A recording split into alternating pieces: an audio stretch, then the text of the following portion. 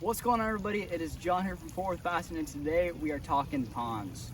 Okay, so I'm sure some of you guys at home actually have your own ponds, and if you do, you're going to want to watch this video.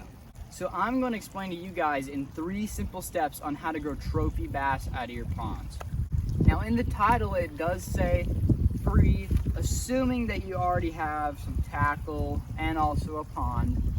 But yeah, other than that, completely free. So without any further ado, let's get into it.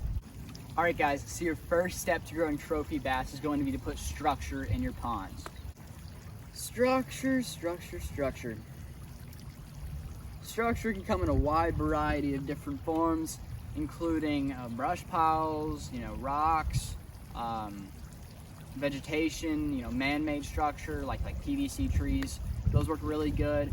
But yeah, they can come in very simple forms, like this thing.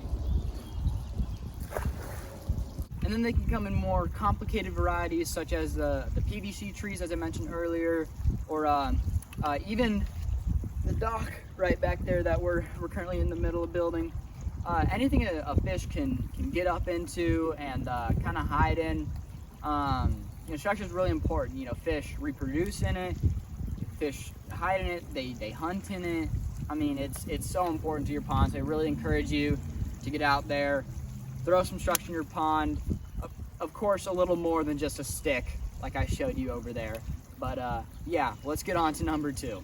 All right, guys. So step number 2 for growing trophy bass in your pond is going to be bait. Now, bait is anything a fish can eat. And in our case, we're growing trophy bass. So shad, shiners, bluegill, tilapia. I have some tilapia in my pond. Hell, even baby crappie. But anything a bass can fit in their mouth, they will probably eat. So yeah, I really encourage you to get out there and catch them. And I'm actually going to show you guys one of my favorite ways to catch bait from my pond right now. All right, guys, so I want to show you my favorite way of catching live worms. It's just, you find a nice wet spot, like these leaves right here. It just rained here in DFW, so the worms are already stacked up in these leaves. They come to the top and just kind of soak in that moisture. And I actually have a couple in my cup so far, so we're just gonna keep on digging, and yeah, I'll kind of show you guys how to do it. Okay, guys, we're gonna take a nice little patch of leaves like this, maybe, some kind of random stick or something like that by, I don't know. Just find some leaves and dig around, and sure enough, here's a worm right here. Now, worm farming is especially good right after it rains,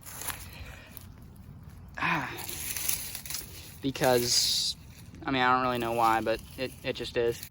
Little one.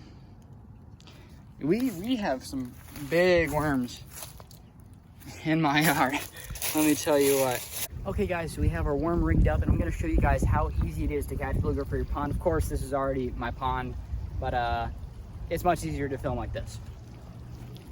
All right guys, so literally just drop it in around some sort of structure, just let it sink down. And soon enough, there's fish. There's a little bluegill. First bluegill right here. My dad's up there watching. Yeah guys, so I'm not sure if you, this isn't a very good bait size, but my pond has some massive bluegill in it. Not only do we have some big bass, but we have some massive bluegill in here. Let me tell you guys what. Look at this guy. This is a pretty guy. He's got like purple in him and stuff. Very pretty bluegill. Let's throw him back. It's a nice fish right there. He hit it and ran. That's how they'll do with worms and bluegill and stuff. They'll just take it, take off, and just barely lift your hook up. Good one. Woo! How's it going right here? How's it going? These are all just pure bluegill. Some of these might be hybrid. But yeah, just grab bluegill like this, stick them in an aerator, like a little cooler, and have a little bubbler on it. Bring it back to your pond, throw them in there. Of course, not this size. This is a little big, but still, a bluegill's a bluegill. Good one. Here's a great size for bait right here. That's what your bass want right there.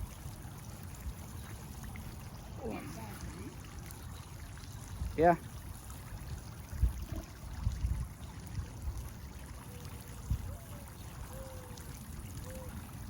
All right, here he is. Pretty little guy, light in coloration. Come back. So yeah, that was a little demonstration of me catching some bluegill out of my pond. And obviously don't catch it out of your own pond. Go out a creek, another little local pond, something like that. Take some bluegill, make sure they're pretty small. Those bluegill that I was catching, those have actually grown out of my pond. We feed them every day, so I mean, we have some monster bluegill in our pond. Like freaking Gary Yamamoto size. But yeah, go catch some bluegill, give them some time. I really encourage that. Give your bait some time to establish itself and just kind of find its way around the pond and get to know everything. Because if you put your bait and bluegill in the same day, I mean, they're gonna get slaughtered. Like, it's not even gonna be, it's not gonna be pretty, let me tell you that. But yeah, give it some time, go out, catch some bait. Let's get on to step number 3. All right guys, so we're on our final step. This is step 3 of how to grow trophy bass in your own pond. So this is kind of a 2-part thing. So this is step 2.5, I guess, but it's gonna be to go out and catch your bass. You get it from the same pond or lake, river, whatever that you caught your bluegill from. You know, you can go out there, bring your aerator, of course, and catch small bass. I would recommend, you know, little bass. You don't want to take a freaking 7-pounder from wherever you're fishing and bring it in here, because they live so long in that other pond. They're so used to it, and they take certain structures and they have it as landmarks almost, because, you know, they're gonna say, oh, where's that one brush pile halfway through the pond, or where's the rock wall at the south side, you know? They're gonna kind of wonder where they are, because they use stuff like that to kind of figure out where they are. But yeah, I would just recommend putting little bass in there. They'll figure out everything a lot faster and quicker because they haven't been in the original pond as long. But yeah, step 2.5, I guess, I don't really know. All right guys, so the third and final step of how to grow trophy bass, not the 2.5, the actual final step, is going to be to let your pond sit for a while, let your bass feed up, let your bass kind of get to know it too. You do the same thing with the bluegill. You know, give your pond a month or so. It's gonna be really tempting to fish it, but trust me, it is so worth it in the end. Because the worst thing you can do is overfish your pond, and I don't want to see that happen to any of you guys. I don't want your ponds to fail. That would suck. But yeah, just give your pond some time, and you'll go out and fish your pond, catch a 10-pounder. Everything will be golden. But yeah, that's gonna do it for this video, and that'll